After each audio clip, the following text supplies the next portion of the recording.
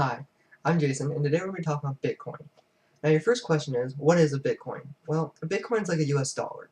It's a form of currency. Now, Bitcoin is most notably used as an intermediate currency. Now, intermediate currency is you take a US dollar, you take it to a Bitcoin, and you take it to a euro. And we all know what a US currency is, USD, US dollar. And we all know what a euro is. But what is a Bitcoin? Well, a Bitcoin is kind of like a currency. Well, it is a currency. But a Bitcoin is a digital currency. Kind of like a PayPal of sorts or a MasterCard, like all digitalized. But a Bitcoin is completely online, where, PayPal has physical form, they have a physical entity, a building, and MasterCard has a physical building. Bitcoin is a peer-to-peer currency. Now, peer-to-peer is kind of like BitTorrent or file sharing. And it means that it is taking from one person to the other on a network, but it has no centralized location. So it's kind of like going from here to here to here without ever going through a central tower or a central location. And when I mean central location, I mean like a server bank, a website. It's all kind of just decentralized. It's just out there. So Bitcoin is very easy to send. You get this little thing from the bitcoin.org, and it's a program. It's called a wallet, and it's just like a digital wallet. Well, it is a digital wallet. It's just like an actual physical wallet, in the sense that you have a wallet and you put $20 in it. You take that somewhere. You can take that anywhere you want, or you keep it in your house. Yeah, that $20 will always be in there. Okay. Well, the Bitcoin wallet, for sorts, is the same thing. It's a digital form. It's in a program on your computer, and it stores your currency in a folder called, I don't even know what the folder is called, but it's a folder on your computer. Now your first question is, well, hold on, computers can get hacked, right? So I can lose all my money. It is possible that your currency can get hacked. Now before you freak all out, there's on the program, you can go up and you can click encrypt currency, and it encrypts it with a very, very high encryption, and you're not going to have any problem with this encryption. It's going to be highly state-of-the-art, and no one's going to get through that security, or they shouldn't be able to. Just as they shouldn't be able to break into a bank and steal your money right out of your account, or break into your PayPal and steal any money out of your account. The one safe thing on your side, though, is it's on your computer, where you have money in your house. Someone can walk in and just take the money, right out of your wallet. Where, yeah, they could transfer the file, but because it's encrypted, they can't do anything with it. Just as, if you had a folder, encrypted on your computer, and it was talking about, your day, a diary about your day, it's encrypted. If you encrypt it, someone can have that folder, but they can't do anything with it. So now we have the basics down. This is what Bitcoin is. It's a program that allows you to send money from one computer to the other, basically untraceable.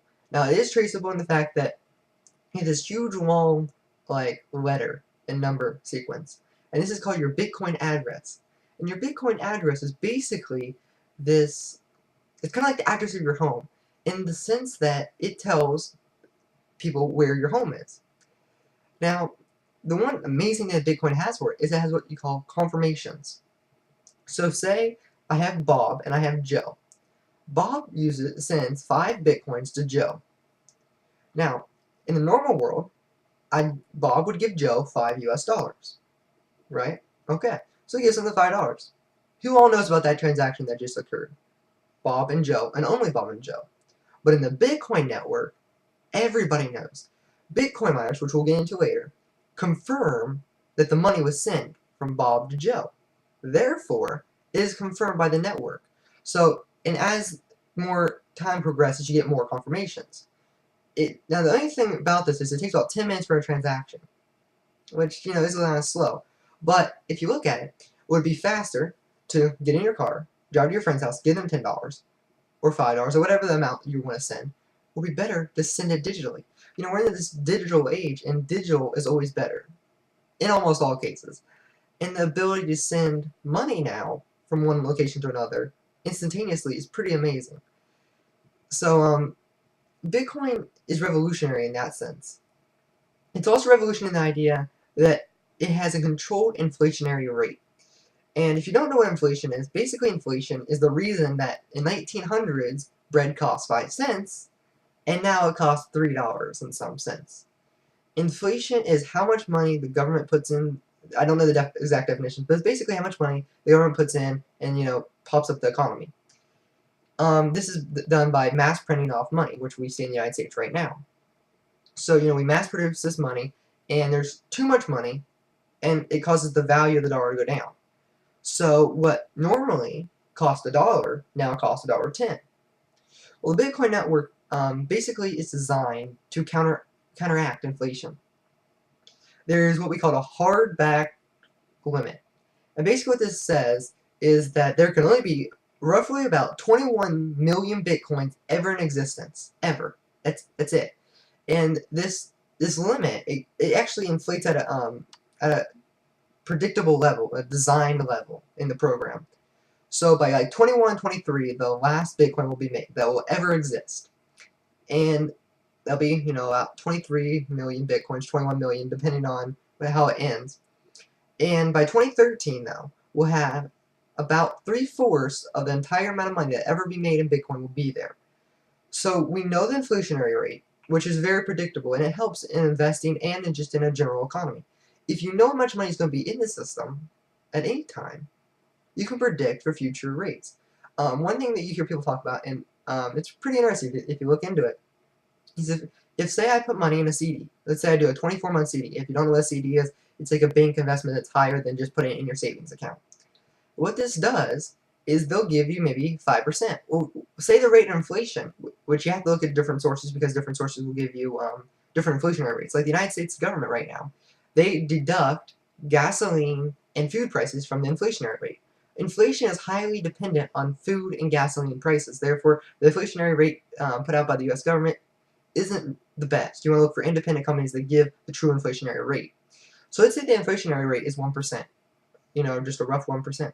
That means you're really making 4% return because you're putting in your money, say $1,000, and you're getting 5% back. Well, I mean, not 5, you're getting a full amount back and 5% added onto that in the 24 months. The problem is while that money is sitting, while that money is sitting there, it's actually losing money. The inflationary rate, because if I buy a product, if say bread's $3 today, I buy it. Well, in 24 months, what if bread's $3.10? You see the difference? So really, when you put money in a CD or any investment, you're losing money on the inflationary rate, which is what you have to look out for. With Bitcoin, though, you know what the inflationary rate is. Therefore, you can predict for it. With U.S. economy or any other economy, you have to predict very rough estimate what you think the inflationary rate. It usually stays around 1% a year. Sometimes it can go up way higher or way lower depending on the economy state and everything, global affairs and everything that goes on in with it. But in the Bitcoin economy, you know what what it is. So you can plan accordingly to it. If you know it's going to be, well, right now it's really high because it's trying to produce the mass amount of Bitcoins. But, by 2013, 3/4 have been made and it really starts to slow down. One thing that Bitcoin really has going for it, again, is the digital version of it. Now, you do pay a little bit on transaction fee. It's like 1/1000th of a cent, or a Bitcoin cent. Very, very small amount. And trust me, it's way cheaper than sending it through Western Union. The only thing cheaper is they actually hand your money to your friend, $10 for $10, right?